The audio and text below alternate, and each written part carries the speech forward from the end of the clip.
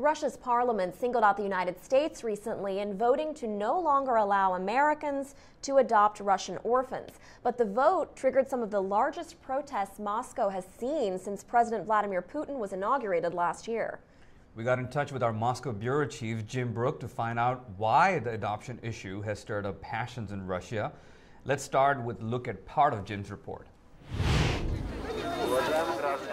Russia's new law banning American adoptions of Russian orphans is polarizing Russians into two camps, pro-West and anti-West.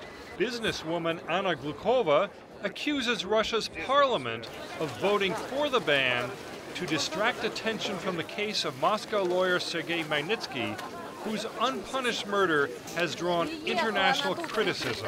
The actions of the Duma upset us. It is scandalous to use orphan children to cover up the murder of Magnitsky. They are ready to sell their conscience. We are not. That is why they are there and we are here. The unsolved murder of a Russian lawyer. What does that have to do with the adoption controversy or the adoption ban? It really has nothing to do with it, Imran. A very good question. And it's basically beating the kids to make up for the fact that they can't prosecute a terrible death or murder that took place in a Moscow prison about 3 years ago. It was the Russian lawyer for American hedge fund who, according to his company, refused to participate in a shakedown that added up to maybe $250 million. And they put the heat on him. They kept him in jail. And they abused him, and they deprived him of medical care. And about 10 days before he had to be released, he'd been in jail for a year, apparently they tied him up and beat him to death. Tell us a little bit about these protests that are going on the streets, and some of the critics have implied that these protests were started or ignited by the U.S. government. Is there any truth to that? Of course not. I mean, this is an open society, and people are growing. 15% of Russians traveled to Europe last year. 50% of the population's on the internet. They get different sources of information, and there's a genuine homegrown opposition movement here in favor of democracy, in favor of straight, clean elections, and a diverse, open press.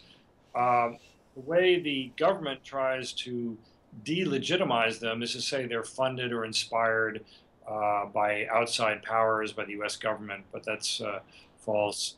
What was very interesting about this adoption rally is that the rallies had kind of lost heart because very repressive measures taken by the government, fines of up to $10,000 for legal protests, this sort of thing. But the adoption rally was really nonpartisan. Once again, I say it's normal people. The communists weren't there, no red flags. The nationalists weren't there, no black flags. Just moms and dads and grandparents and teachers and nurses, normal people out there protesting a measure taken by the government that really will hurt children. Duma Deputy Evgeny Fedorov was scornful. The participants of the recent protests in Russia, I see them as strange people because they support selling our own children overseas. But tell me something, has there been any horror stories in the past with regards to these adoptions that the government would take them as examples and say, look, this is what happened in the past and that's why we don't want these adoptions to continue? Exactly, Imran. That's what they took. They took the 19 cases where the kids died. There was one where the man went to work and forgot his son in a car in a hot parking lot, and the poor child died. And it was a tragedy, and the man was negligent and was not convicted of anything, as far as I know. They've taken these 19 cases out of 60,000 and blown them way up out of proportion. What they ignore is the fact that about 1,500 Russian children adopted by Russian parents have died in recent years at the hands of their Russian parents. So grown-up boys and girls know that it's a great ticket for a Russian orphan to be adopted by an American family. Unfortunately, mortality rates are much higher among Russian families, and there are a lot more cases of children being returned, which is terribly traumatic for a child to be adopted and then sent back to the orphanage. The American family adoptions have a much better record, but the government, because they're building up this anti-American campaign in an effort to shore up their own popularity, they've been hammering away on these 19 cases.